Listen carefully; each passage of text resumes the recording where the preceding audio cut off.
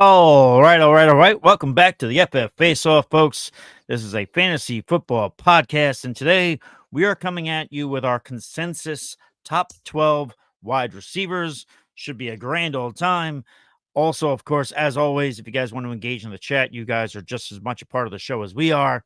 If you're on YouTube, definitely do that. And while you're on YouTube, hit the like button, hit the subscribe button, hit the bell icon to be notified every single time that we go live.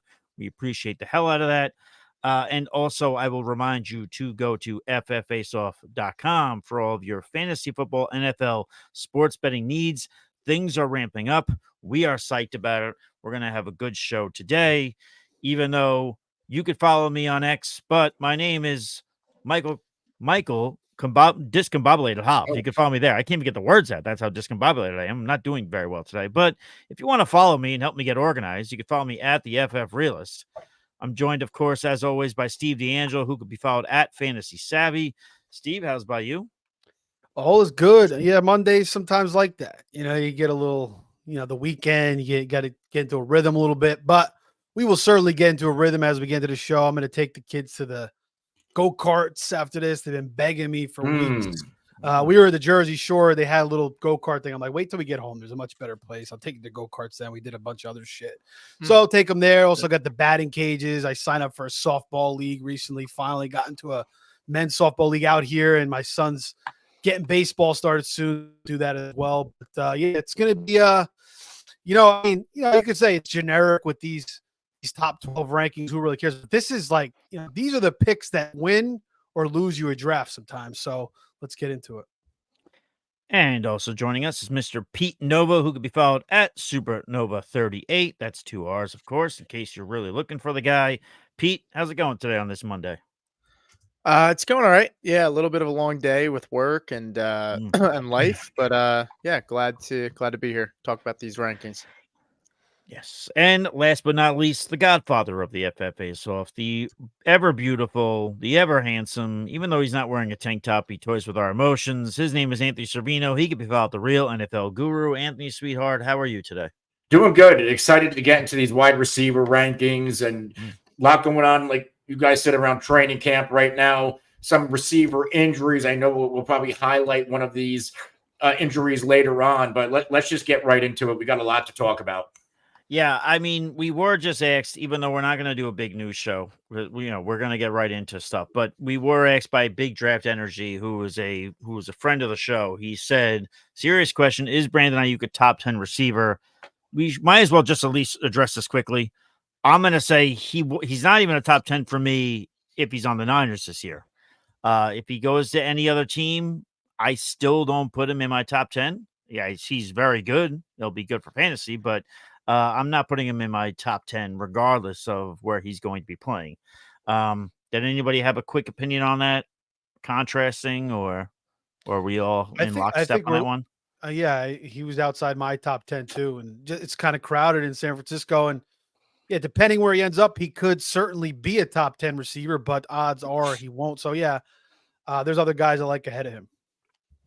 It's also crowded in the top 10 of fantasy football rankings. Like I always like to say, competition at the position. Yes. So there you go. I just want to throw this out here. We're talking about this pre-show on Brandon Aiyuk. So last year, best season, wide receiver 14 in PPR and 16 in points per game.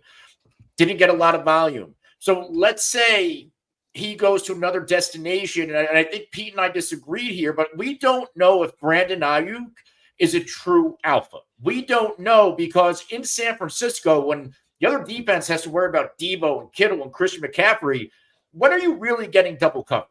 So let's say you go to another spot, and unless you land with Mahomes or one of those top-end quarterbacks or a Burrow or Josh Allen, you go to a middling team. Yeah, you get 150 targets, but are you going to cash in on your fantasy value? We don't know how you're going to perform if you're all of a sudden getting double covered or the enemy defense is top cover corner. So I don't know that about Brandon Aiyuk. So yes, he could be traded, but I'll give this example. Davante Adams with the Raiders, how did that work out? So landing spot matters. What if they shipped him to New England? What if they ship Aiyuk? I know Pittsburgh fans love the idea. What if they ship Aiyuk to Pittsburgh I mean, with the Arthur Smith target share. Yeah, I know. Well, I mean, Adams was second 2 years ago, but that was with Carr. Right. But what I'm saying, quarterback matters too. Yeah, that's what I'm saying. We don't really know where he's going to end up. He'd really have to end up in a good situation. But I do think Aiyuk is, he's one of the better receivers in the league for sure. I think he'd come close to that top 10, but to get into the top 10, he would really need a quarterback to get him over that hump. Which he's not going to get. Despite the extra targets, based on the teams we're hearing that are in the mix. He's going to downgrade a quarterback. So yeah, I agree. I worry. I worry about Aiyuk because, how much is this Steelers offense going to pass? And I mean, if Justin Fields does take over the role, like I see them as being like they're going to run a lot of option, I think, and Fields is going to run, and they may be bottom 5, bottom 10 in the league for passing attempts. Which, to be fair to Aiyuk, like he played on a team that passed the least amount in the NFL last year. A little bit more of an efficient offense. Yeah, it's not even. I get it. I'm just saying it's not even close to the same when it comes to just efficiency in the offense. Right. But look. Aiyuk was third in yards per route run last year. I know we talked about this. His yards per target, he was second in the NFL. Super efficient, and he didn't need a lot of targets last year. He was 30th in the NFL. He just eclipsed over 100, and he was still 16th in fantasy points per game. So to me, it just shows. Look, it's what you believe in. Do you believe he's a product of the San Francisco offense and a lot of weapons around him, Anthony said, or do you think he's just that good that he just did the most with the opportunities that were given to him? I lean that I think he's that good, but I wouldn't fault anybody for feeling opposite. But for fantasy, if he goes to the Steelers, he's definitely dropping in my rankings. That's for sure. I think he could still be a quality wide receiver 2 in fantasy, but how high? I'm just really not sure. Well, put it this way: if he swapped with Adams and he went to the Raiders, I think we all have Adams in our top 12. Would Aiyuk finish as a top 12 receiver in Oakland? Las Vegas, rather. No. But they have. I think arguably. I think you'd be close. But the play caller, Arthur Smith, for what it's worth, is a better play caller than what's his face that came over from the Bears. Getsy. Yeah, I'd like to think at least. I mean, they were both jokes last year in the NFL. He's a better play caller, but the offense he's calling is different than the offense the Raiders calling. So that's pretty. Yeah. And by the way, just to finish this off, and then we'll get on with our rankings. Like you said, you're either thinking he's a product of the system or he's that good of a wide receiver. I think both things can exist. Yeah. I just think that there is an adjustment to all of a sudden being the number one. Yeah. So there could be that. So let's say he goes to the Steelers because that's where the signs are pointing. And if he goes to the Steelers, holy shit, is my timeline, my mention's going to light up like a scoreboard, which is fine. Come after me. It's fine. I don't care. I'm not going to close down my shop. I think there could be like an adjustment period of a year being the number one. And maybe the second year he's with that team, then he shows out like what we expect of him, or what somebody like you, Pete, might expect of him, because you think he is the real deal. But I do think that there's a world where both things exist, and he might struggle in that first year, adjusting to different coverage than what he's used to seeing in San Francisco. So we'll see. I'd like to honestly see where Aiyuk ranked in double team percentage. I'm going to try to see if I can find that by the end of the show. All right. No, Jamie, I did not say I was going to finish these guys off. I said we're going to finish off this segment and move on. I'm definitely not going to finish these guys off. I haven't had enough to drink yet to do that. So there you go. Mm-hmm. But all right. So with that being said, we can get on with the show, right? We can move things on. Oh, well, we did have one question from Facebook. Let's get the one question. We like questions. Yeah. Jesse, who's now becoming a frequent every show guy on Facebook. We appreciate it, Jesse. He said, for Superflex Dynasty Leagues, what are your thoughts on the injured quarterbacks from last year? Watson, Kirk, Daniel Jones, Rodgers. This kind of stems from our show a little bit when we talked about Justin Herbert last week. If I'm taking one of those four, it's Deshaun Watson. in Dynasty for me. If I'm taking a second guy, it's probably Kirk Cousins, and it's really close between Kirk and Watson. If I need a little bit more youth, I probably prefer Watson, but I think he can still help. Kirk Cousins probably gives you the best chance if you're a contender this season and you're going for the safe route. Well, I'm not the greatest guy to ask dynasty questions to because people don't like this. Anthony is familiar with this, with my opinion. I don't buy into I need the if it's a question about which player, I'm not looking at the birth certificate, to see, all right, well, who's the youngest? Just to me, I would go Kirk Cousins there. I don't mind going Watson. And I also think Rodgers is going to be great this year. I do. I truly do.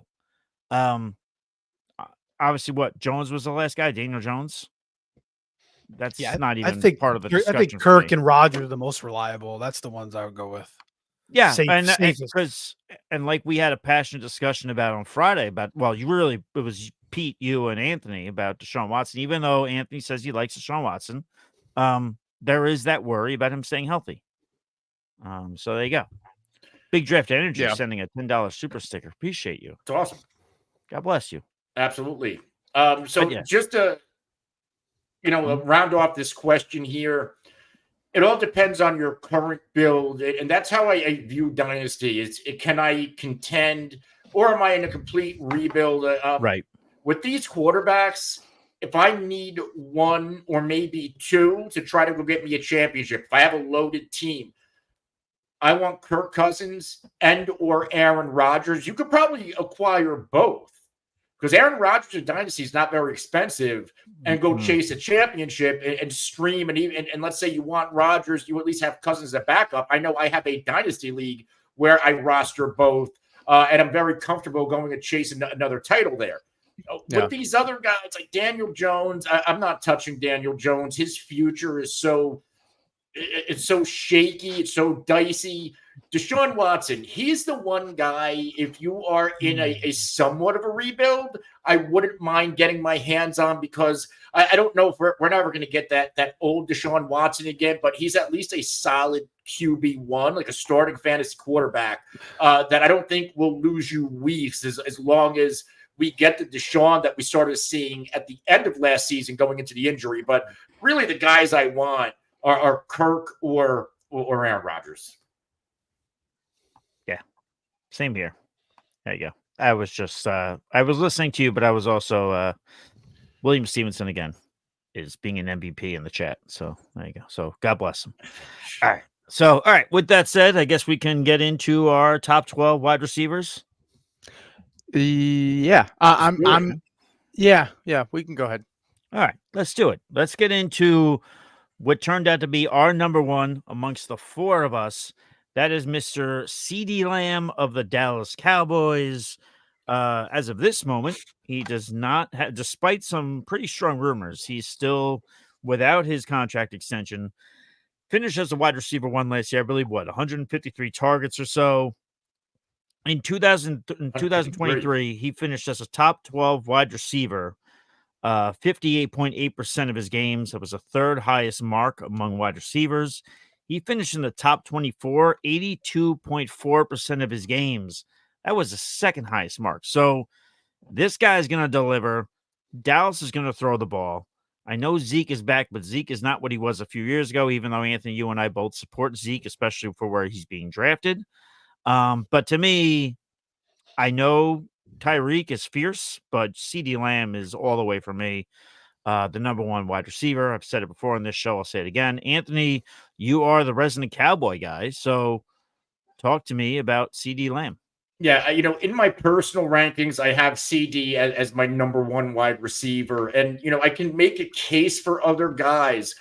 But when you take a look at the full picture of CeeDee Lamb, I don't know if, he's ever missed a game due to injury. If you look at his 4-year career, played in 17 the past 2 years and 16 the 2 years before that.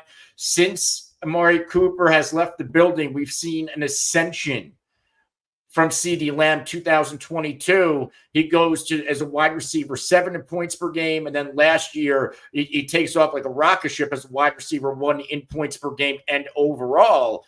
181 targets, 135 receptions, almost 750 yards, 12 total touchdowns. This Cowboys, we talk about it all season long. They did not do anything to address the offense. No new running backs. In fact, they lose Tony Pollard, who is a superior pass catching back. They did not bring in another wide receiver while losing Michael Gallup. I guess they're depending on Jalen Tolbert. Brandon Cook's going in year 2.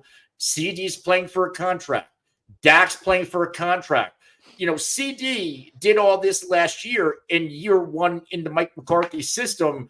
Is there, I don't know if there's room for improvement, right? Like saying that he could go even higher, I think that's impossible. But can CeeDee Lamb replicate what he did last season, barring injury? I think he has to if the Dallas Cowboys are going to be in playoff contention.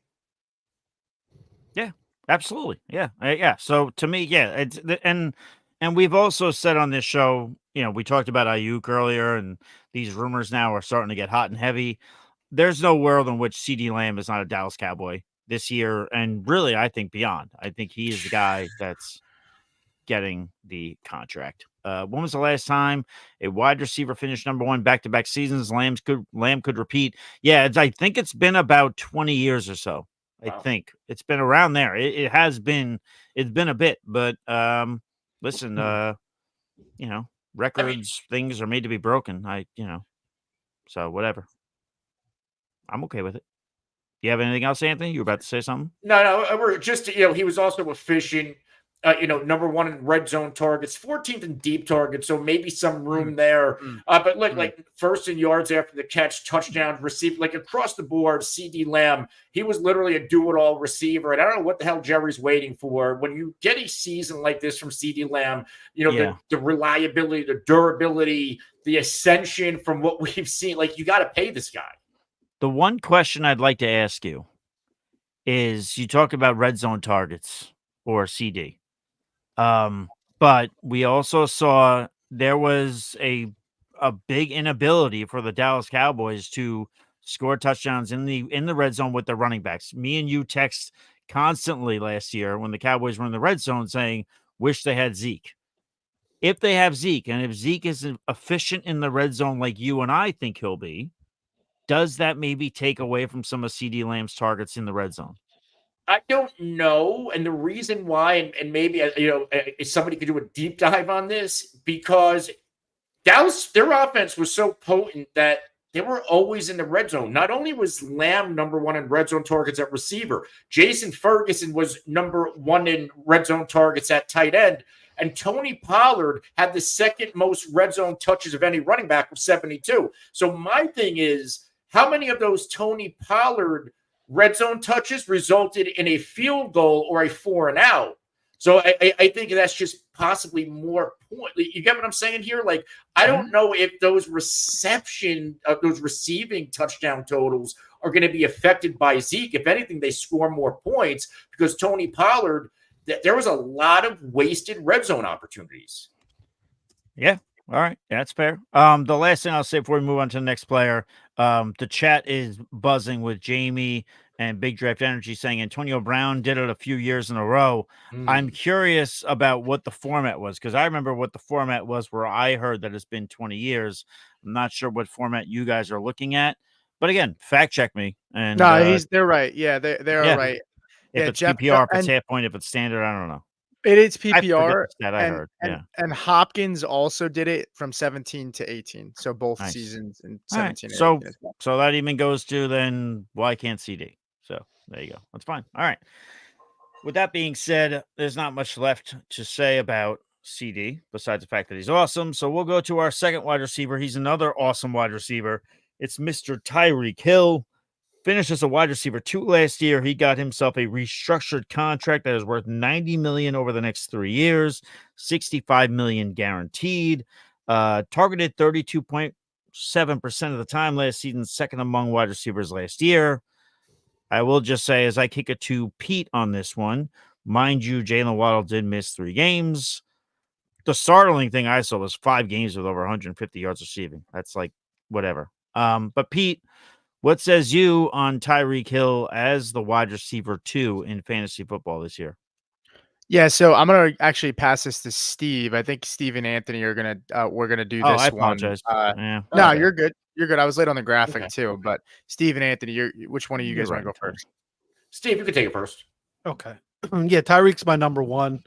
To me, I think he's the most explosive receiver in the league. I mean, when I watch this guy, we all watch this guy. I don't think we see anybody as quick and as fast as Tyreek. I mean, it's just pretty amazing what he can do. And I like the fact that he was in camp before his contract. He got the deal, getting to 30 years old. But for Tyreek, I think that matters a little bit less. I mean, he's getting better as a route runner and as a craftsman. He kind of developed that later on in his NFL career, starting as a returner. He's getting better at that, better at setting up corners.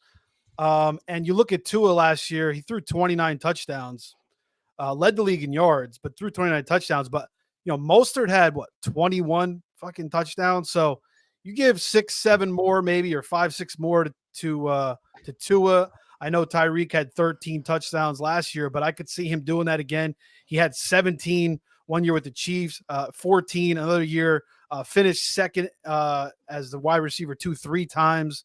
So he hasn't hit the top spot. Maybe if you look in certain spots, he's hitting once, but I think he could easily get back. I think he's pound for pound, the best receiver in the game, the most explosive weapon in the game. So that's why I got to put Tyreek number one. So for number 2, for me, like, he could be the number 1 pick all day. If you wanted to do that, I don't care. I think that's fine. Yeah, I have Tyreek ranked as my wide receiver 3. I don't think we're too far off, between 1 and 3. Either one of these receivers, whether we're talking about, Jamar Chase, who we'll get into, or Tyreek Hill or CeeDee Lamb, all 3 of them, you can make a strong case that you could take them number 1 off the board. They all have a path to finish as the overall wide receiver 1. Tyreek Hill last year, you bring up, everything that he did and what he means to this offense and what he means to Tua. He makes Tua look like, I think he got Tua paid. Clearly a game breaker. My issue with Tyreek Hill, he is now he's 30 years old, 30.4. So he'll be 31 at some point, I believe, this season, or maybe he turns 31 just after the regular season ends. Still, he's not losing speed, but is his body starting to break down? I had Tyreek Hill on some FFPC teams last year. And there were quite a few games where it looked like he was knocked out of the game, or he was going to be knocked out of the game, but he still comes back in. He's a violent player. He's not one of those receivers. Like, he'll try to run over you. He wants to play hurt. Like, he could be at this point in age his own worst enemy. And why I say that is we go to that game log, week 14 against Tennessee. I think it was Thursday Night Football. And Tyreek Hill, he overplayed his hand once he was knocked out of that game. This entire offense fell apart. And I don't know if he was never healthy the rest of the way, but Tyreek Hill from week 14 on, he wasn't the same player. He did not finish. He went 3 straight weeks finishing as a wide receiver 16, 36, and 28, and then week 18 against Buffalo, the wide receiver 10. So I just have a little bit of a worry about Tyreek Hill breaking down and or missing games this year, which is why I'm cool with having him as my wide receiver 3. All right. Is that it? Steve, do you have any other rebuttal, or is that about it? We're good to go on that one? Yeah, no, I'm good. Like I stated everything. I mean, like, I'm not really worried about it. He definitely, I remember him coming at a game. I remember, Anthony, you had him, and we were talking about that. Fucking Tyreek's not coming. Then he fucking just comes back. It lost me one of my playoff wins. Yeah. So, but I mean, that could happen to anybody at any time. I understand the concerns, but like with him, when you hit the 30 mark, it's always a little scary. But I don't know. For me, it's just like when I watch him still, and I think he's still got it. Obviously, yeah. It's just that's why I got him number one. And just before we move off of this, just some of these, opportunity metrics here. 36.9% target share. We talked about CeeDee being number one in red zone targets, but 14 in deep targets. Tyreek was third in the red zone and second in deep ball. He literally is the entire offense in Miami. So I can, again, Steve, I see why you have him ranked as your number one. Like, I have no rebuttal here. That's why I'm a little lower on Waddle. I mean, and some of these other guys in the receiving, the receiving, like the tight end, because they just use Tyreek so much because he's such a fucking weapon. Yeah. It's just like they just force feed him the ball, which, to your point, shows he could get hurt more because he's constantly just fucking catching the ball. 170 targets is a lot of freaking targets. Phew. All right. So with that said, let's get into our third player. I actually had him ranked as my third wide receiver, but it's Mr. Ja'Marr Chase of the Cincinnati Bengals. Finished as a wide receiver 11 last year. Last year he finished with his fewest points per game with 16.4. He was top 12 in only 31.3% of his games. That's down from 41.7 the year prior. It's the big difference here is Joe Burrow, and Joe Burrow only playing in 10 games last year as opposed to 16 games in 2022. So maybe we're looking at a very good receiver, a damn near elite receiver, if not elite receiver, that might not be quarterback proof. That world could exist. So I think the biggest thing with Chase, while he's up this high, he needs Joe Burrow to stay healthy, in my opinion. If Joe Burrow's not healthy, it could be a problem. Now, maybe that changes now that Joe Mixon's out of town. Not to say that they rely on him heavily, but they probably relied on him more than they will Zach Moss and Chase Brown. So, whatever. I mean, again, we're grasping at straws here when we're ranking these top three. Chase is my top three. Do I see a world where he could finish at 1 or 2? 1,000%. But right now, I have him at 3. I think he puts up good numbers. I think the contract situation will work itself out. And I think he gets back to, again, his points per game. His rookie year was 17.9. The second year was 20.2. Last year, 16.4. I think he could wind up at like an 18.2 on a per game basis kind of thing. Not quite 20.2, but higher than the first and third year. So, Pete, I'll go to you. What do you think when you see Ja'Marr Chase? Yeah, I like Ja'Marr Chase a lot this year. I have him pegged as my my wide receiver 3. I'd be pretty happy to get him if Lamb and Tyreek go off the board. I look at this Bengals offense. They were 8th in the NFL for passing attempts. I could even see that going up. Their defense got worse, not better. Thankfully, some people may note that they did lose their offensive coordinator, but they did, and Anthony made note of this last week, I think, but they did promote from within, and the gentleman taking over the play calling duties was actually there longer than Callahan. So he's got a really good rapport. I don't see this offense changing much. And for what it's worth, I mean, Joe Mixon was a really nice pass catching back. And so, that he may lose targets there. Mixon also scored a lot of touchdowns last year. So I think all of that included with the fact that Burrow hopefully is fully healthy. I'm excited to see it. He's playing for a contract now. He hasn't gotten paid. I'm not worried that he'll hold out. I expect Ja'Marr Chase to have a really nice season this year. I don't have a ton of advanced stats because, look, he's Ja'Marr Chase. We know who he is, and I'm not really worried about what the stats were last year. This offense wasn't what it was in years prior because Joe Burrow was hurt. Most offenses, and it kind of leads me into our next player with Justin Jefferson, which me and Steve will talk about. But most offenses, you lose your starting quarterback, that you're not going to have a great fantasy finish and output. So I'm high on Ja'Marr Chase this year, and I have him as my wide receiver 3. Yeah, Yeah, All right. just So before you go on, the Bengals OC is Dan Pitcher. He's entering his 9th season with the team. He done it all on the offensive side of the ball, including quarterbacks coach. But he predates Zach Taylor. So I think, to everybody's point, we are going to see a very similar offense. Even last year, without Joe Burrow, this I have it in front of me. The Bengals passed 66.3% of the time. This was a season that their QB1 missed about half the games, a little more, a little less. They throw the football in Cincinnati. They lost Joe Mixon, their best reliable running back. I think that position goes backwards in terms of running back reliability, which means if we get a healthy season out of Burrow, this team could possibly lead the NFL in passing attempts, which is very good for Jamar Chase. Good to see that world existing for sure. All right. Do we have any questions, Pete, or no? Or are we good to go?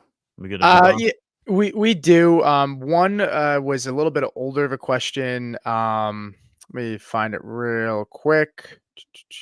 Fletcher Cox. I don't know if this is the Fletcher Cox or if it is an imposter, but Fletcher Cox has Breece Hall or Justin Jefferson. For me, that's pretty easy. I'll take Breece Hall every time over Justin Jefferson, and it kind of leads into our next player because it is Justin Jefferson. So yeah, I would just say it depends on how I'm approaching a draft, but yeah, more often than not, it's gonna be Breece. If I'm looking for variance, like Anthony likes to talk about, we do so many drafts. Maybe it's something like that. But yeah, it's Breece. It's Breece. If I'm looking for variance, it's not Justin Jefferson. It's something else besides Justin Jefferson. I got it. All right. Fine. Fair enough. Will's here, and he said, only because you're talking about Cincinnati, would you rather roster Higgins, Devonta Smith, or Zay Flowers?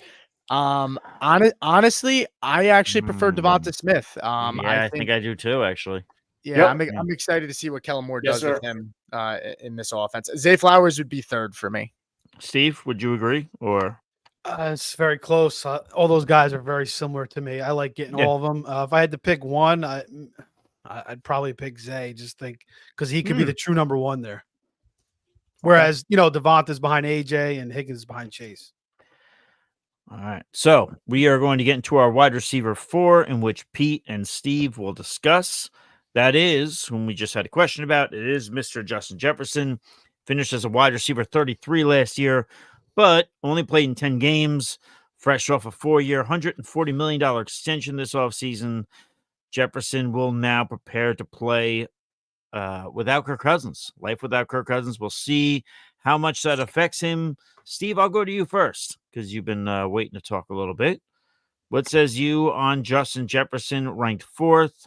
How close was that ranking for you? Did you have him higher up, lower, and what are your thoughts? Yeah, I had him 5th. I put Chase over him, but I could certainly see him dropping down even further.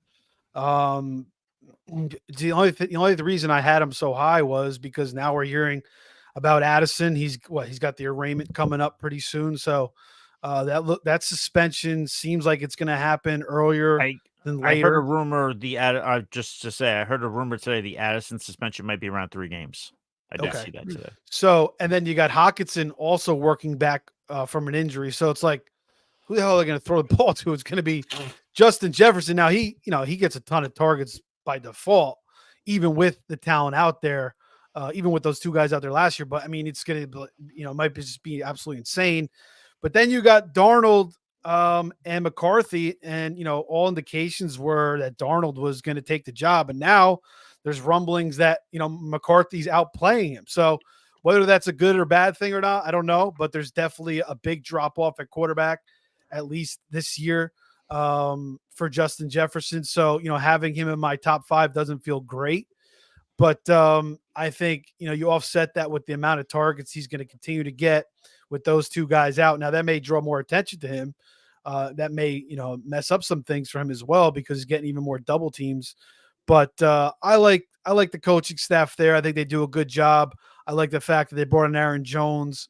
I think he's going to open up some things in their offense as well. So, and I think, Darnold and McCarthy could do a decent enough job. I mean, we saw freaking Nick Mullins, I mean, I guess they were kind of winging it around, slinging it around. He 49er legend. Probably didn't give a shit as much. I mean, Nick Mullins is thrown for like 400 yards.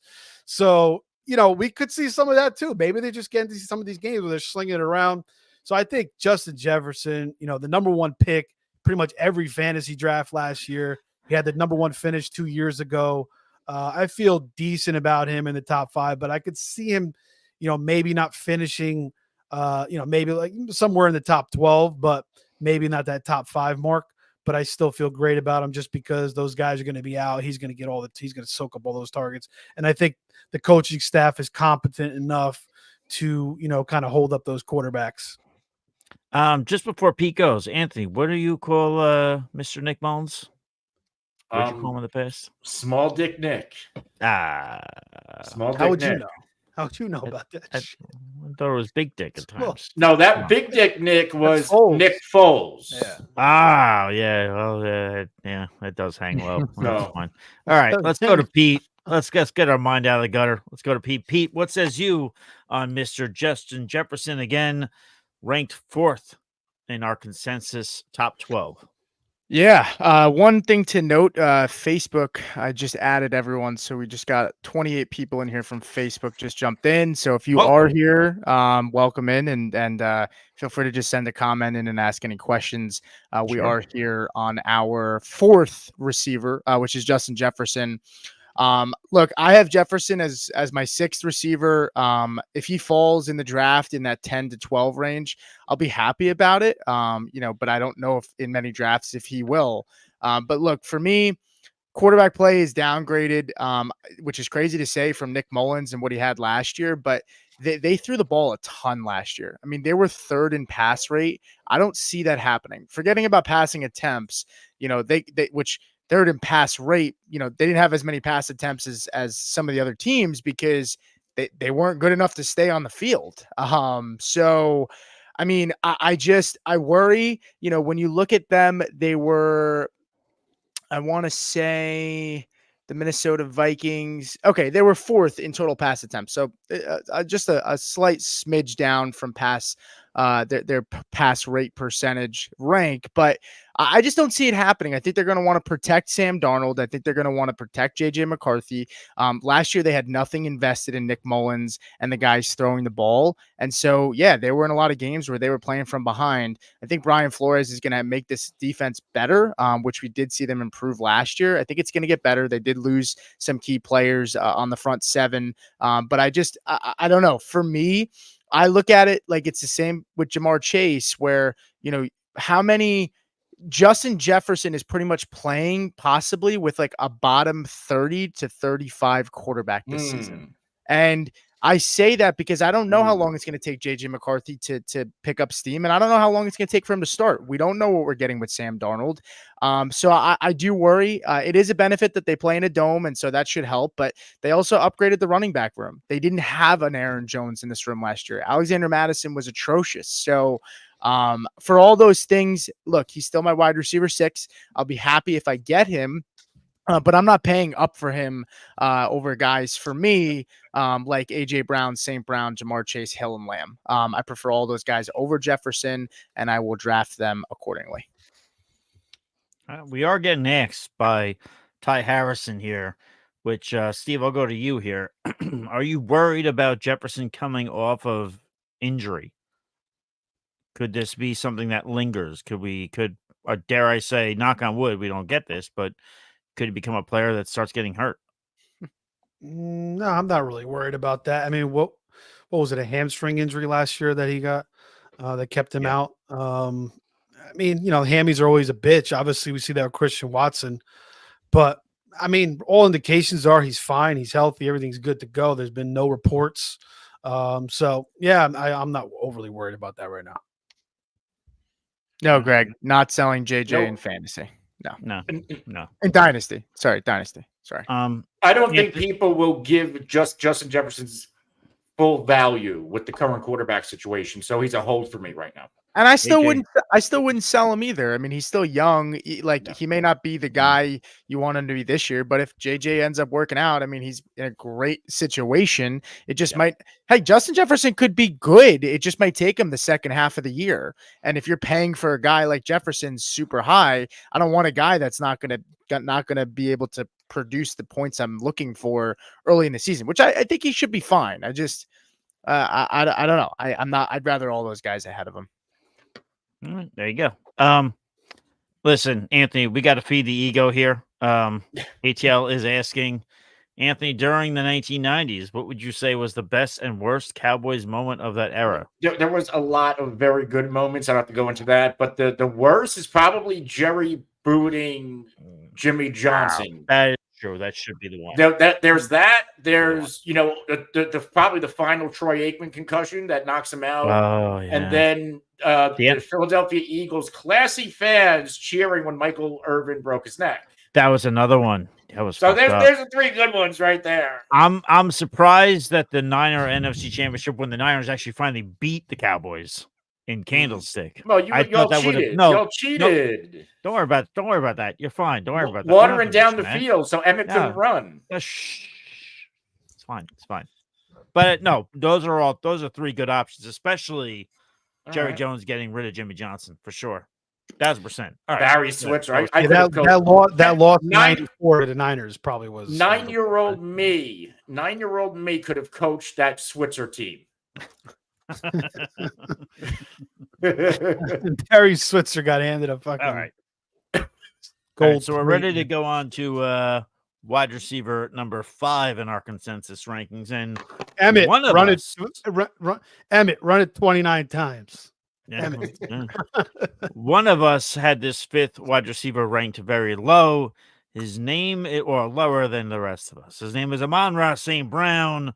Amon-Ra St. Brown is yet another player who is coming off of, he's getting a contract extension for years, averaging more than about $30 million per year. He was a wide receiver 3 last year, and one of 3 receivers to average more than 20 points a game in PPR. I believe it was Steve who had him ranked lower, correct? Steve had him the lowest. All right. So, yes. Steve, you can kick that off, and then you can send it on over to Pete for his rebuttal. But, yeah, Amon-Ra St. Brown, ranked 5. You had him a little bit lower. Tell us why. Yeah, every year, because it's just Amon-Ra is in the perfect situation. But I've definitely come to respect Amon-Ra a lot more after last year. Tough receiver. Has a nice release off the line of scrimmage, catches balls in traffic. I don't really remember him dropping many balls, if at all, last year. Yeah. Pretty much catches everything. Ben Johnson does an incredible job of getting him open. The Lions' offensive scheme and system is incredible. So that's, I think Amon-Ra, he's not the fastest guy in the world. He's not going to beat you downfield. And that's kind of why I slighted him for a lot of these more athletic receivers. And he was slighted in the NFL draft, and he always reminds people that you see that clip of him reciting all the receivers before him that were drafted. So I seem to slight him every single year, and he keeps burning me every single year. Wide receiver 7. So why not do it again? 3, 2, yeah. Well, that's why I'm going back to it again. This year, the clock is right at least twice a day. This year, I'm going back to it a little bit. I mean, I still got him in my top 12. Yeah. Before I would drop him even way further. So I'm playing a lot safer with Amon-Ra. But you got Laporta there now. Jameson Williams, all reports are he's looking unbelievable in camp.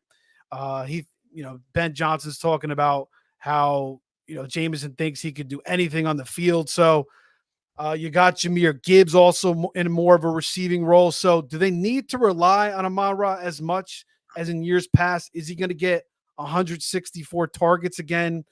I just feel like, and he fits Goff's style perfect because he loves that short to intermediate stuff. He's not really down the field, and Jameson's that type of guy. But if they start using Jameson a little bit more in that role, you still got Laporta, you got Gibbs with more dump offs with his explosiveness. So I could just see a downturn from last year. Still will be a very productive receiver, still will be very solid again.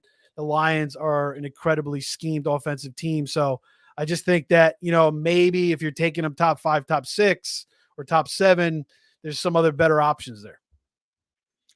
Yeah. So I had St. Brown relatively high. He was my wide receiver. Excuse me. He's my wide receiver 4, so a little higher than the consensus here. Look, for me, I understand. Look, the A dot is the scariest thing for St. Brown. He doesn't have a long average depth of target, but I'd be more worried if they brought in somebody who can command a lot of volume. Now, Laporta, you could say, well, he's there, and he did command a lot of volume last year, but it wasn't enough to hurt St. Brown. They didn't bring anybody else in. I'm not really for what it's worth. I'll be happy to be burned on Jameson Williams, but he's not going to make me change my mind on St. Brown. He could be better this year, but I don't think it's going to be enough to hurt St. Brown. St. Brown was wide receiver 3 last year. He only had 5 red zone targets. I don't see that happening again this year. Teams I think will game plan better for Laporta this season. Now, will they stop Laporta? Absolutely not. But I do think that they'll find ways to get St. Brown the ball at the goal line more this year than they did last year. And so, look, he's a really safe pick. In my opinion, he's probably one of the safest guys that you can take in the first round. I think his floor is extremely high. He plays in 14 games that are in a dome this season. He only plays 3 games outside. That's significant for a passing offense. Now, this isn't a passing offense. It's probably more of a run-centric offense, but he also doesn't play with a quarterback that's going to run the football and take away passing attempts. And this is, again, in a dome where there's not going to be weather that's going to affect, the passing offense nearly as much as some other guys that are on this list that play outside, like Jamar Chase, who plays in Cincinnati, which is not the greatest place to play when it starts to get colder later on in the season. So I like St. Brown this year. I think he's going to do very well. And he's a dog. I mean, the thing I worry about is, yes, he's small, but he played through a ton of injuries last year. And in the NFL, which is a league that a lot of these guys don't get on the field when they're banged up and not feeling healthy, he's a guy that I know if he can go, he's going to go. And that's encouraging for me. I think he has that mentality that, like, if he can go, he's going to play. So I like St. Brown a lot this year. Okay. So we'll move it on here now. I will just give a little update. We talked about Brandon Aiyuk earlier. Tom Pelissero and Mike Garafolo both reported more likely to be traded than signing an extension with the Niners, but there is no trade in place. So wow. We'll see as the world turns in Santa Clara. So there you go. All right, moving on. ATL says, if Aiyuk gets traded, what kind of effect does it have on Debo? Then Debo or Kittle is going to go up big time. And I'll tell you this, the ADP for Ricky Pearsall, that's going to move. That's going to move. Whether he blows up in your face or not, that ADP is going to move the moment Aiyuk is dealt. Steve brought up Cowing today. I happen to like Cowing as well. But I do hurt. too. He's hurt. Yeah, he's hurt right now, and I also think that Pearsall he more so fits what Kyle Shanahan's going to want to do right away. Like, but I think in some ways Cowing kind of fits that Aiyuk role more than Pearsall. And that's Pearsall is more like a slot guy. Cowing can kind of play on the outside. Yes, but my point is that's not to say that Cowling at some point can't take that spot. Yeah, I just think initially out of the gates it'll be Pearsall. Yeah, but also Cowling can he could prove his point. Yeah, I agree. I mean, I think Pearsall's could definitely work, a nice role there if Ayuk's gone. But I also think Juwan Jennings. I mean, I think he's been around. What's wrong with Juwan Jennings? I mean, he hates Juwan Jennings. I don't hate Juwan Jennings. He finished the season pretty strong last year. He was nice in the playoffs. So, I mean, I just think he kind of deserves it, whether he gets that role over a rookie now, which I think he should. I just think, it kind of makes sense. It's like, install Juwan Jennings. I think he should. Yes. I think he deserves it. Yes. But I will just say before we move on to our next player, Juwan Jennings is there for a reason. He's there for a role. His role is to catch those passes on third down. His role is to block like a block like a son of a bitch, like every other player employed by the 49ers does. But I don't think that their vision for Juwan Jennings is to fill that role of being like the second wide receiver on the team. I'm not saying he's not good enough. I'm not saying he doesn't deserve it. Both of those things are probably very true. I just don't think that that is Kyle Shanahan's vision for what he wants Juwan Jennings to do. That's why I say I don't see that happening. That's the only reason why I say I don't see that happening. Beyond that, yeah, you're right. I mean, he's definitely earned his stripes, 1,000%. You know, he's got a good soldier on that team. I understand, Pete. I understand. No, we'll save that for the fantasy sleepers show. Yeah. All right. We're on player 5. We're moving to player 6. We do have a question here, so let's answer Matt quick, and then let's start getting through some of the rest. He said, "Any update on Puka?" And then he also said, "In the 12-team PPR, would you guys keep Puka or Laporta?" Let's just assume there's no designation ding, since he didn't give us one. So I'll ask. I don't know, Anthony, Steve, which one? Hoff? You take it. Anthony, take it. Yeah, all right. I did a breaking news video. Go back in the archives. I dropped that earlier when the news first came out. So initially, it was not a serious injury. That was initially reported. Then I wake up today, a few hours go in, and then Adam Schefter said this is now a week to week injury. So it goes from nothing serious overnight, week to week. They're not saying he's in danger of missing any time, but if there are any setbacks, like I would prepare as if there is a possibility where this is a more serious injury than anybody's letting on to. That's just how I'm reading into it. Anytime we see something, no big deal, and the coach is saying, I don't know how it happened, then the next day, National Insider says, oh, it's week to week. What are we missing here? What are they not telling us? Yeah. I think it's probably a bone bruise. I'm not super worried. I'm not going to get panicked about it too much.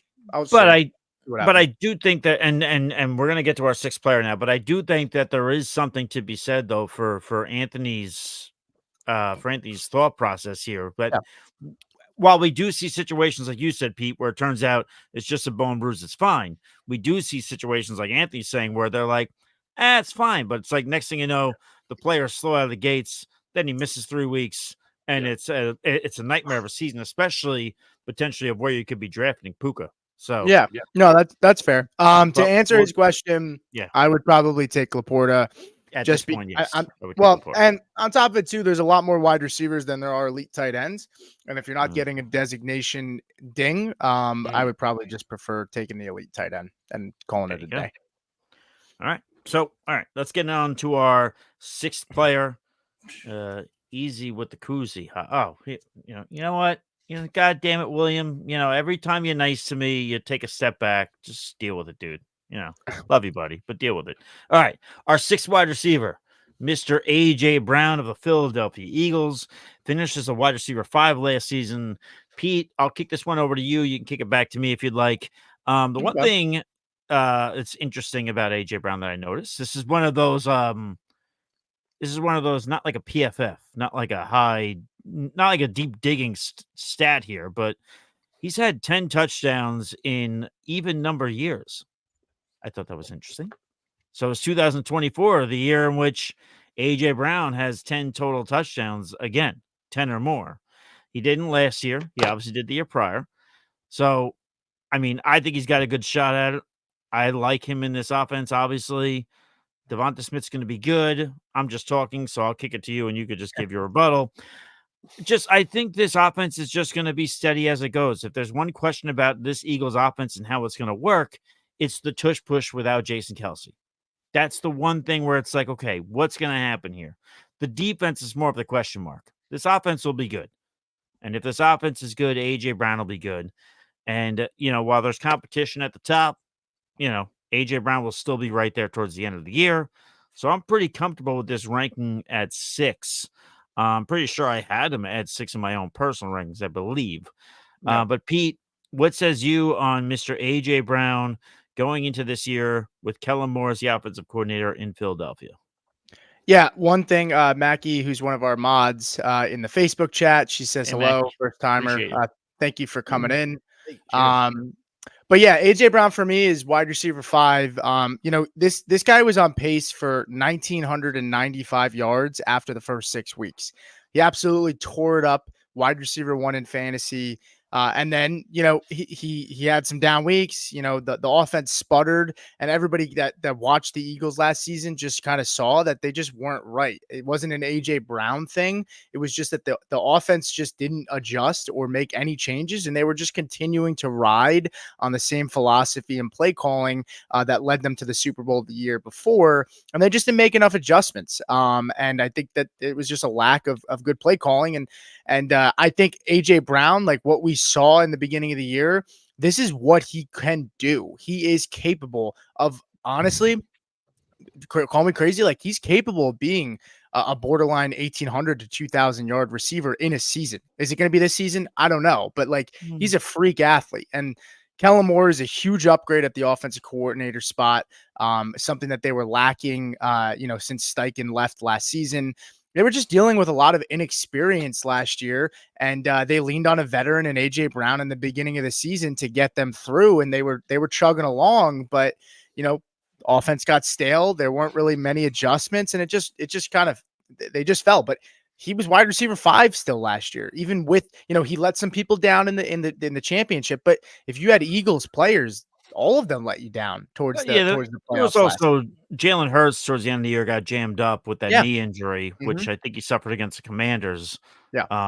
Which and he also got hurt against he hurt his leg or ankle against the Rams as well. And that kind of started to kind of have things derail a little bit. But they were 21st in pass rate last season, and he was still the wide receiver 5. Now, granted, look, they bring in Saquon Barkley, so that could have an effect. But AJ Brown, I want to say last season, when it comes to targets in the red zone, he had 18 last season and a total of 10 catches last season. He only had 4 touchdowns. Like, it wasn't like he was doing a lot of his damage last season in the red zone. So if you're worried about Saquon Barkley coming over, like, it's not like that should have a huge effect on his output, because it's not like AJ Brown was scoring in the red zone a ton last year anyway. So I'm high on AJ Brown. I like him this year. Brown, for what it's worth, for wide receivers, inside the 20, had 6 touchdowns last season. Oh, I'm sorry, no, that was Amon-Ra St. Brown. Apologize. He had 4 touchdowns, which drops him in like the 20s range. So, for what it's worth, Curtis Samuel had the same amount of touchdowns inside the red zone, and Jamar Chase was tied with him at 4 as well. So I like AJ Brown a lot this year. I like this whole Eagles offense. I'm high on Saquon Barkley. I'm high on everybody. I'm even probably higher on Dallas Goedert than some people. I like him a lot, AJ Brown. All right, so let's move on to our next player. This one we're going to kick it to Steve on, because I believe Steve was higher than everybody on this ranking. It's Mr. Garrett Wilson of the New York Jets. Finished as a wide receiver 26 last year, but you probably would too if you had Zach Wilson as your quarterback. Steve, what says you on Garrett Wilson here? Hopefully we get a full year with Mr. Aaron Rodgers. Yeah, just like, I'm a Jets homer. I think Pete's might be a little bit of a Eagles homer as well. He's the Phillies fan, lives, South Jersey a little bit. That's why he likes the Eagles offense, even though they finished like a complete shit show down the stretch last year. But anyway, Garrett Wilson, man. I mean, we all know the talent. We all know the potential explosiveness. I was taking him end of the first round last year. He's kind of going in the same spot once again. So I'm going right back to the well. We need Aaron Rodgers to stay healthy, of course. If Tyrod Taylor steps in, it's not the worst thing in the world. But, I just feel like with a full season with A-Rod and Garrett Wilson, and you see them kind of getting heated in camp, which I only think is going to help them, get their communication down, get all this shit out of the way now so they can get on total page during the season. And we've seen Aaron Rodgers with Davante Adams put Davante Adams near the top, top 3 receivers. So the talent is with Garrett Wilson. I mean, there's no denying that. He's got the quarterback. So, I mean, if these two stay healthy all year, I could see Garrett Wilson top 5. I have him as my number 3. Maybe it's a little bold, but I just think it could be an absolute explosion for Garrett Wilson this year with Aaron Rodgers, those back shoulder throws, getting those patented down. Garrett Wilson after the catch. So, yeah, it's all there, man. There's really, Mike Williams is another presence there. I like Mike Williams, but he can never stay healthy. He's going to possibly could start the year on the pup. So there's really nobody else outside of those 3 guys. I like Corley a little bit, but it's Garrett Wilson. He's the true alpha there. He's going to get force fed. He's going to get a ton of targets. So, that's why I got him so high. Anthony, what says you?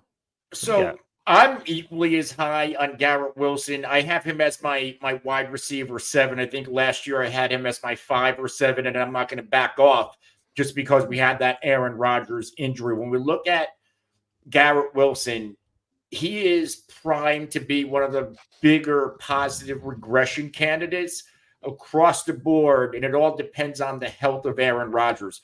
Look at the volume that Wilson has had last year.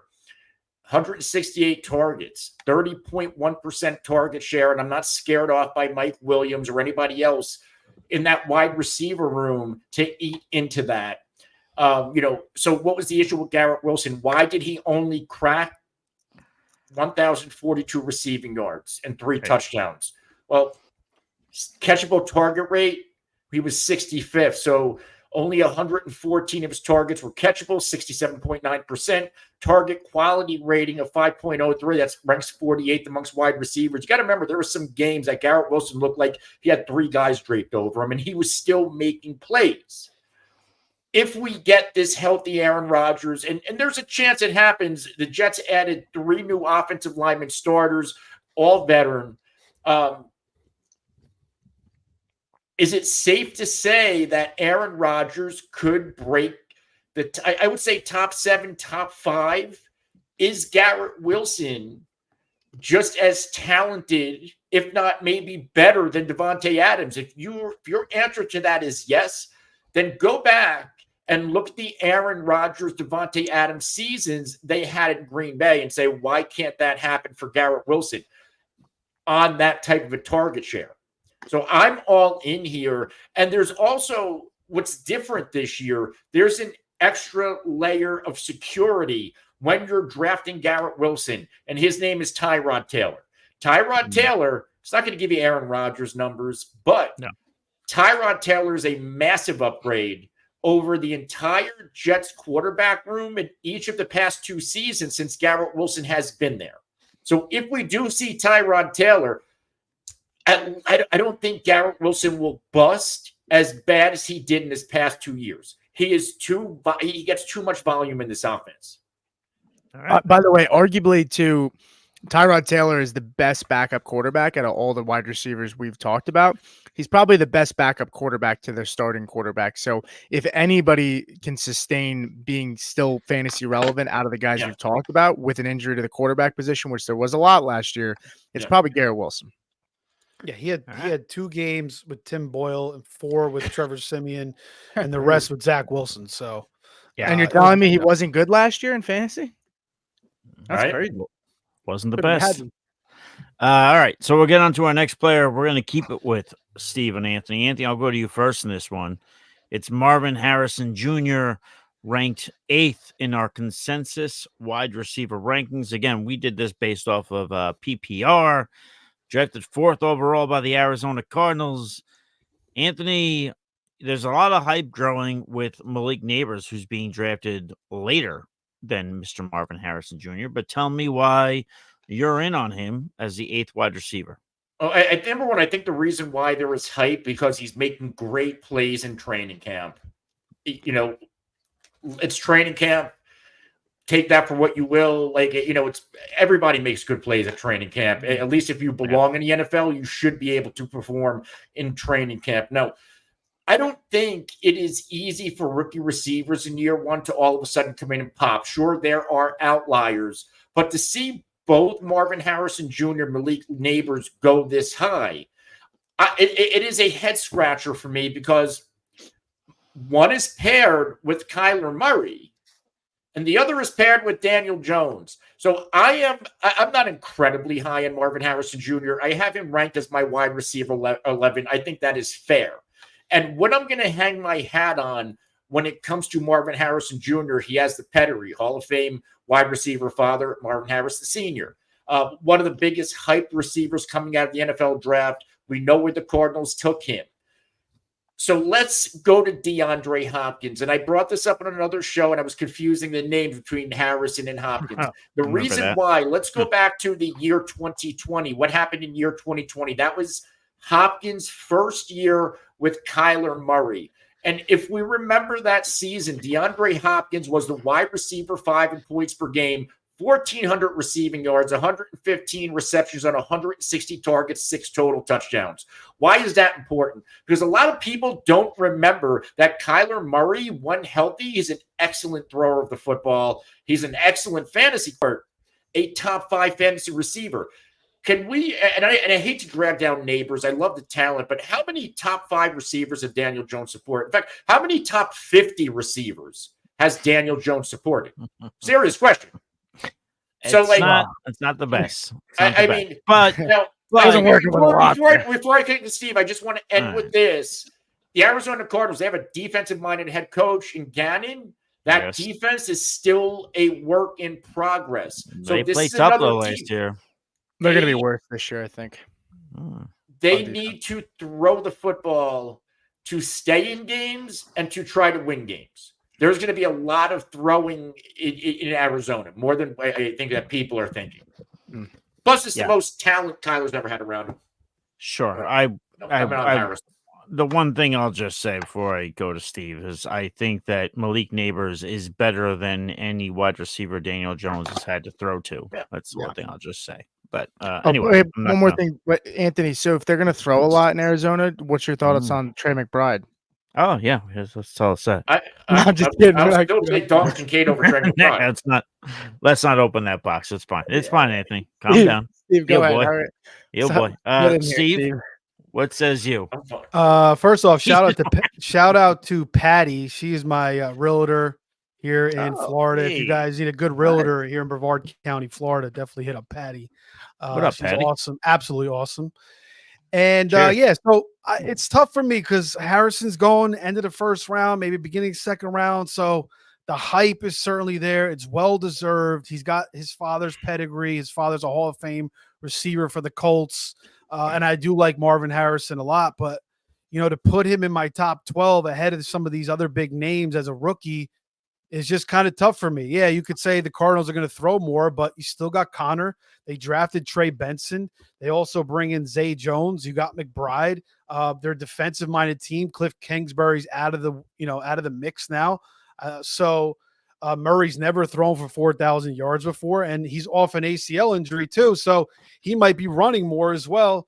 So I think Harrison could have a very productive rookie season. I think he'd have a very, very good NFL career.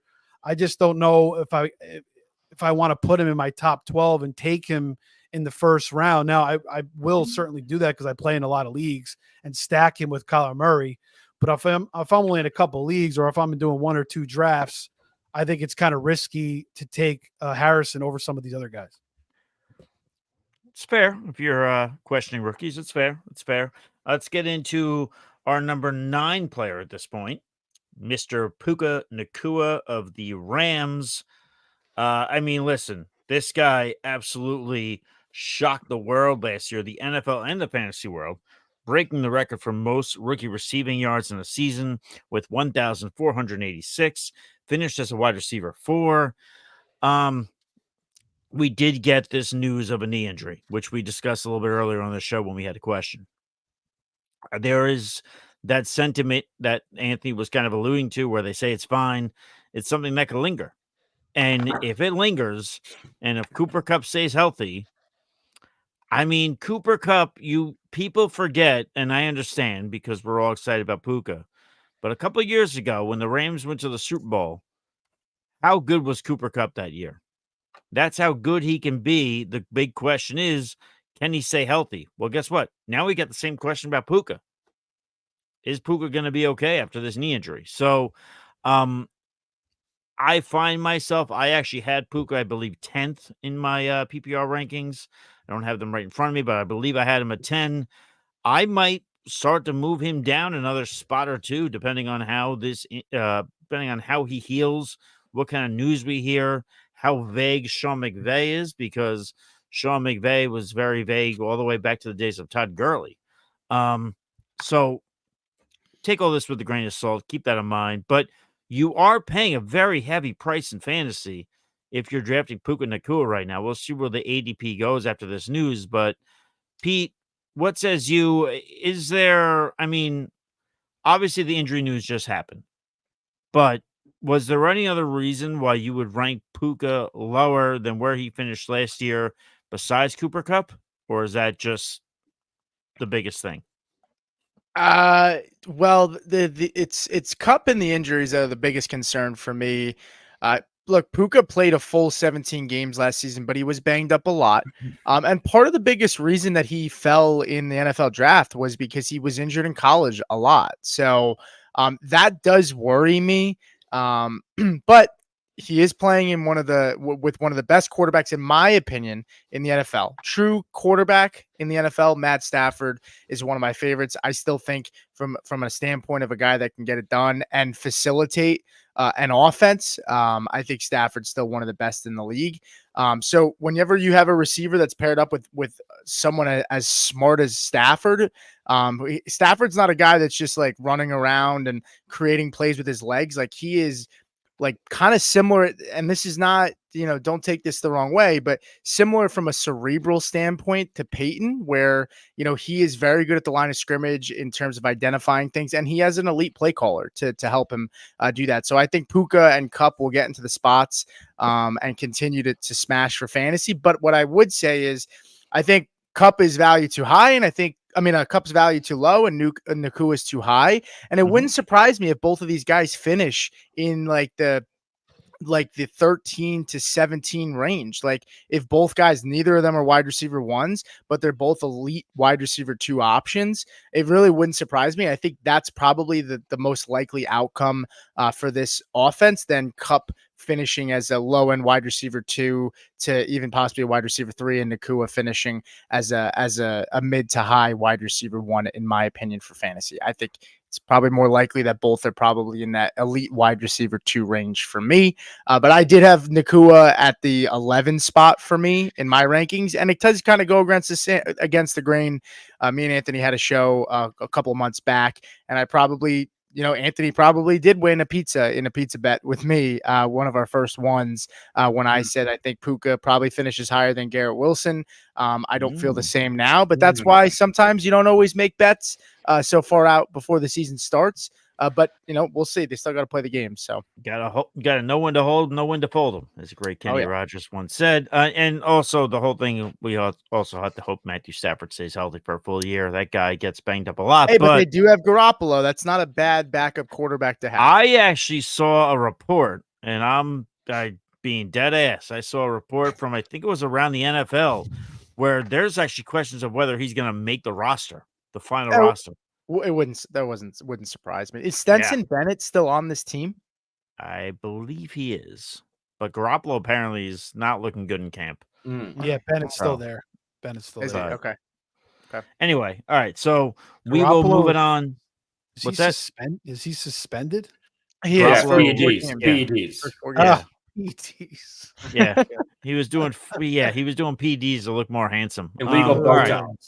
Yeah, Bojack. That's what it was. Got him, nabbed him. Hey, he was hanging out with those models remember when he was hanging out with those models, and when he first got to Vegas, when he first got to San Fran, and then when he got to LA, there was a strip club that was offering like free lap dances and stuff or whatever it was. Nice. Was worse ways to live. But with that being said, we will get on to, we don't have that luxury. And we don't think Davante Adams has that luxury, but he is number 10 in our wide receiver rankings, our consensus PPR rankings. A star of NFL receivers on Netflix, as we watched him be upset with Jimmy Garoppolo. Everything comes full circle.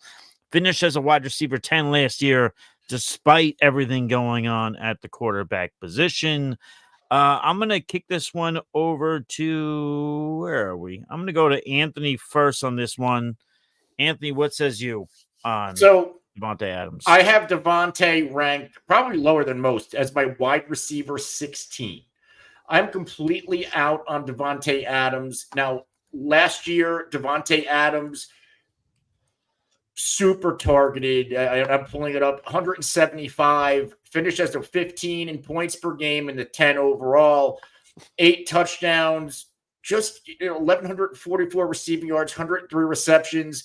Clearly has taken a step back, and it's crazy to say without Derek Carr, but like that was a significant downgrade going to those quarterbacks last year, like the aforementioned Jimmy Garoppolo and Aiden O'Connell. Now, this is a Raiders team. We know they want to run the football and play defense, win ugly. That's what Antonio Pierce is going to bring. They draft Brock Bowers. They have Jacoby Myers, who is a target vacuum in his own right to a much lesser extent than Davante Adams. So let's go to this quarterback room.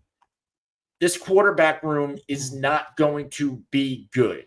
Now, if we think it's Aiden O'Connell, in games that Davante Adams started with Aiden O'Connell, he averaged 9.4 points per game in PPR league. So under 10 fantasy points in PPR a game with O'Connell. 4 of 11 of those games, he had 10-plus PPR points. This is an elite receiver that we're paying an elite price for, giving us under 10 fantasy points per game with O'Connell. Do we really think Gardner Minshew is that much of an upgrade? The numbers say no. And before I kick it to Steve, last year, Aiden O'Connell ranked 32nd in catchable target rate. Gardner Minshew was 23rd. And collectively, those quarterbacks average 197 passing yards per game. The old Davante Adams could get $150 by himself. Like, I just don't see a world where this works out for Davante Adams fantasy managers unless he's traded. Yeah, Davante Adams, 2 years ago, I was out because of Derek Carr. And then last year I bought back in, and it wasn't as good as the year before with Derek Carr. So my timing was kind of off on Adams, even though, that week 17 game, he absolutely went off. And he elevated a lot of my teams, that big game, that 2-touchdown game. And he finished pretty strong down the stretch. But in that week 17 game, he had 21 targets. That's pretty insane. But I mean, Davante Adams, you watch the receiver show, and all the receivers in the league name him as the best receiver in the league because of his releases, the way he sets up cornerbacks. He's just an absolute technician, puts on absolute masterclass out there on the field. And I do think it's going to be Gardner Minshew. I do think it's a slight upgrade, probably not by much, over Aiden O'Connell and Jimmy G. So I do think that will help him a little bit. But yeah, they do bring in the rookie tight end Bowers. So, you got to think they're going to want to get him involved. Pierce does like to run the football, but then again, you look at those games down the stretch, Adams is still getting 21 targets. He still is their main weapon. He still is their main guy. So second round, you can get him. I still don't mind going after Adams and taking Adams. I still think he could be very productive. I mean, you look at some of the other guys here. I mean, you got A-Chain, who we all have questions about. Olave, we always clown Derek Carr, Kyron Williams, a lot of questions with him. I just spoke about Marvin Harrison. So, I don't mind taking Davante Adams. And if I can get him in the third round somewhere, then I'm going to click on his name all day. All right. Good times. One thing I want to mention, Anthony, I'll kick this over to you. Speaking of quarterbacks in Las Vegas, Antonio Pierce was talking about the QB1 battle today. He said Gardner's had several days now where he's made some plays, but then there's also some turnovers that show up that we don't want to have happen as well. Shocker. When I look at Aiden, I see a guy that's throwing the ball accurate. I see some drops by our wide receivers. Somebody, again, has to step up. So with the quarterback situation seeming to be kind of in the air, even though Minshew got the contract, so we would assume he's the guy. It's his job to lose. Any other thoughts based on what you just heard there on Adams? Or is that kind of what you expect? I don't care who the quarterback is. Okay. It doesn't matter. I don't. He got the contract. He for a starting quarterback, $12.5 million AAV. That's a contract. No, it's a contract that Aiden O'Connell doesn't have, is what I'm saying. I'm not Because saying Aiden it's O'Connell's like going as a rookie, a second-year guy. I know That's that. why. I'm not trying to tell you that Gardner Minshew is the highest paid player in football. I'm just saying he was paid to come in to be quarterback for the team. Be Is a all I'm quarterback saying. on the That's team. all I'm saying. So if you're taking more away from that, you're doing it wrong. I don't like either one. I think Okay. I'll go in my deathbed believing that the Raiders thought one of Bo Nix or Michael Penix was going to fall to them, and they drafted Mike Bowers because they didn't know, or Brock Bowers because they didn't know what the fuck else to do. They must hate the Falcons right now. They didn't know what else to do. Okay, that's fine. That's fine. All right, just wanted to ask you, man. Jeez, maybe I should ask Steve that question. Who do I want to see? Ryan Tannehill. That's who I want to see. You okay? I know George fucking likes to hear that. I know. You getting hungry? Adam, this quarterback dilemma in Oakland or Las Vegas is getting ridiculous. Just saying, it might be dinner time for you. You're getting a little testy. Adams Steve, had two 20 target games last year. One he went for 42 points, and the other for 37. So I could see a couple more 20 target games this year as well. We got two more wide receivers to go to here. We're going to go to our number 11, which is Mr. Nico Collins. Anthony, I'll go to you first on this one. Texans wide receiver. Business is booming in Texas with a team not named the Cowboys. So I just found a way to shove that up your ass. But anyway, what says you on Mr. Nico Collins? Again, this Texans team is expected to be a fantasy football darling. How number one about Nico? We just talked about Stroud going number one in that FFPC main event too, which was crazy. And then I saw another league, FFWC. Richardson went number one. So people are reaching for the stars with some of these guys. I will just say, Anthony. Anthony, as you answer that question, though, we do have open registration for our new league, correct? For our new listener league over at the FFWC Fantasy Football World Championship. It's a $50 buy-in. One quarterback. This is not a tournament, so it's just a regular fantasy league, PPR with waiver wire. So if you want to get into this listener league, DM one of us, DM the face-off account or one of us, and we will set you up. Again, a $50 buy-in to get in. Damn straight. So with that, I was going to what? I'll take it because Anthony, did you talk about Nico yet or no? I don't know. Like, you cue it to me and then everybody else talking. Nobody else is talking. We literally, I said to you, you could talk about Nico, but I also said to you, you can feel free to talk about the draft that we have coming up. So you can now talk about Nico. This is almost as bad as when you said you never saw Steve in a hat before, but you saw him in a hat for 3 hours on Friday. Okay, so let's start with Nico Collins here. I have Nico ranked as my wide receiver 12. I like Nico a lot. He broke out last year, 15 games played. Only 109 targets, 80 receptions, but managed 1,297 yards, 8 touchdowns, 16.2 yards per reception. One of the best receivers in the NFL in that category. He was hyper efficient in this Texans offense with Stroud. We would think that in year 2, it's only going to get better as CJ Stroud grows as a quarterback and Nico Collins grows into a more complete receiver. If you look at this receiving room, I know they brought in Diggs and have Tank Dell coming back, but Nico Collins is really the only Texans wide receiver I want. 6'4", 215 frame. He's a do-it-all receiver, a weapon in the red zone.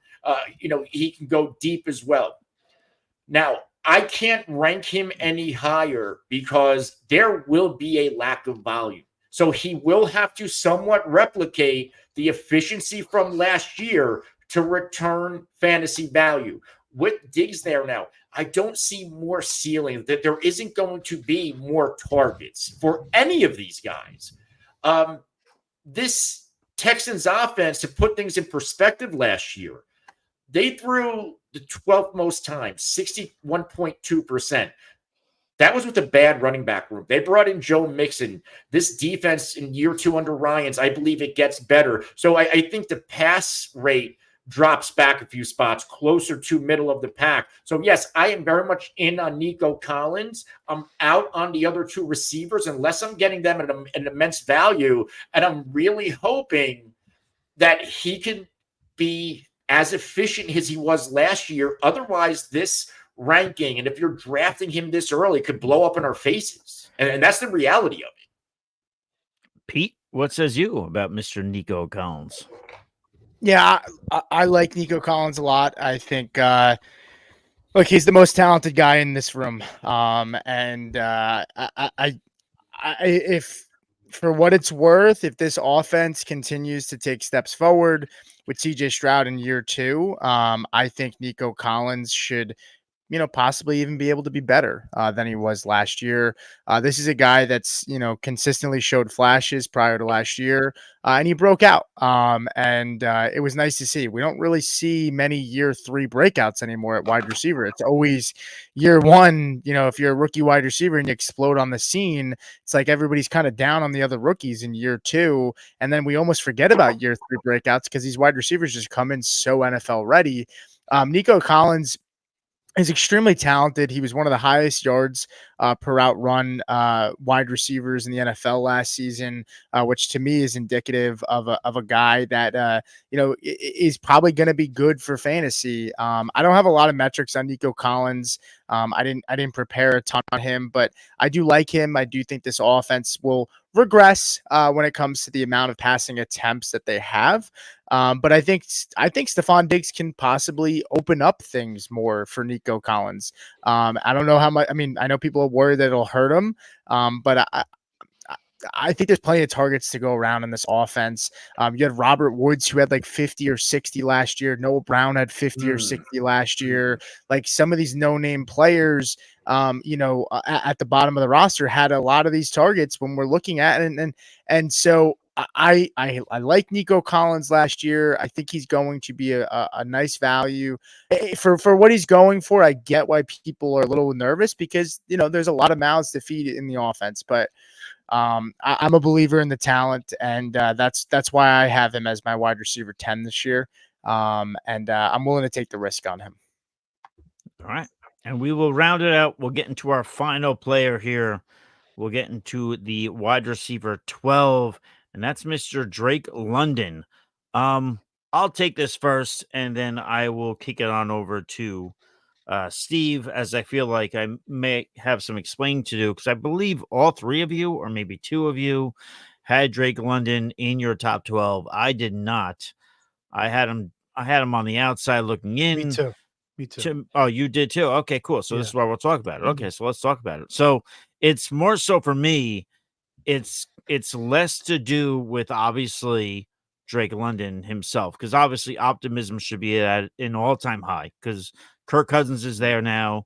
The bad man is gone in Arthur Smith. I know everybody always likes to point to that. To me, it's just competition at the position. You're talking about top 12 wide receivers. You're talking about 12 very good wide receivers. Every wide receiver we talked about today, none of them are a slouch. They're all very good at what they do. They're all going to produce for you for fantasy. It's more so about where you're drafting them, what their draft cost is, and so on and so forth, and how you're navigating your way through those first few rounds. I just think Drake London could be very good. He could be more consistent. That doesn't necessarily mean that he's going to be a top 12 wide receiver. I think that there's a lot to do with Bijan Robinson being there, and that we've heard comments multiple times about how they want to give him almost like a Christian McCaffrey kind of role. We've also heard this could be the emergence that we've all been waiting for Kyle Pitts for years, since the days when he was drafted out of Florida. So you take all those elements. Darnell Mooney is there, who apparently Kirk Cousins asked for. That's what we heard.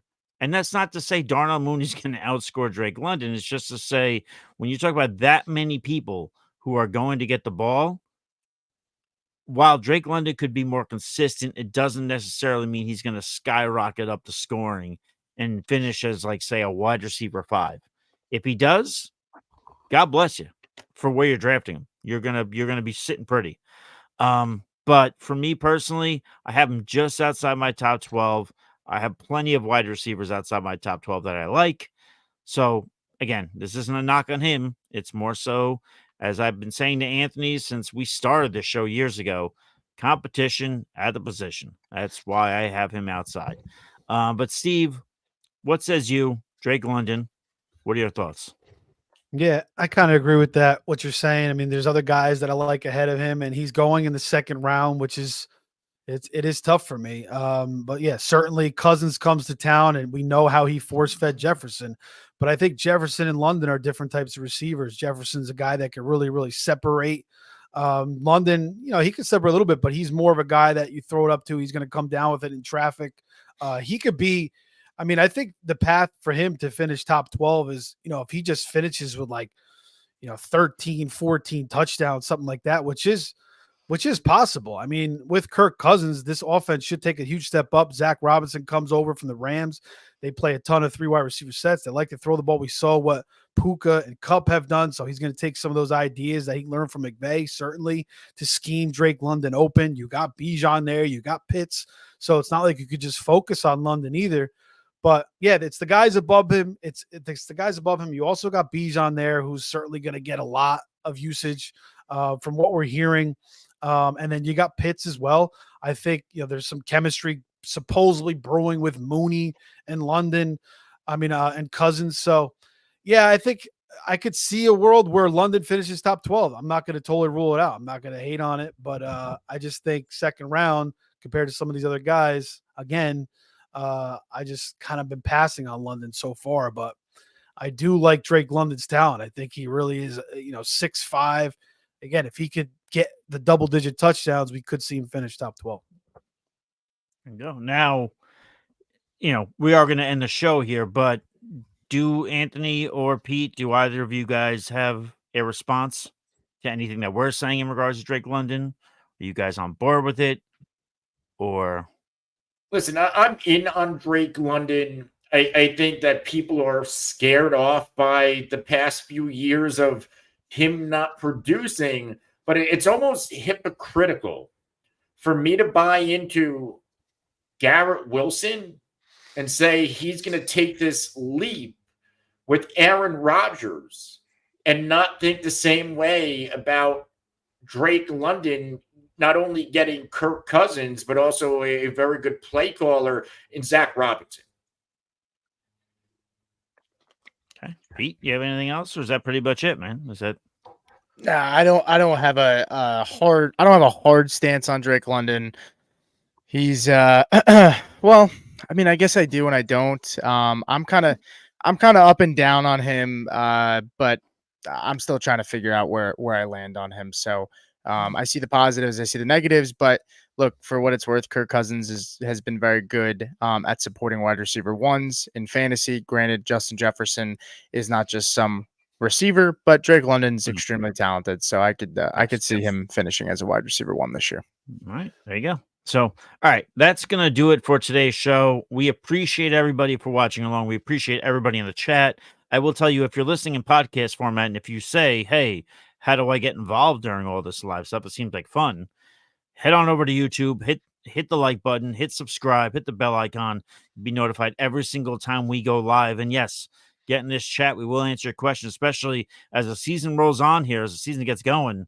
We're going to be doing weekly questions. You get in there. We're going to help you out. We're going to help you win each and every week all the way to the championship. But until next time, stay thirsty, be kind to one another. We'll catch you on the flip side. Cheers.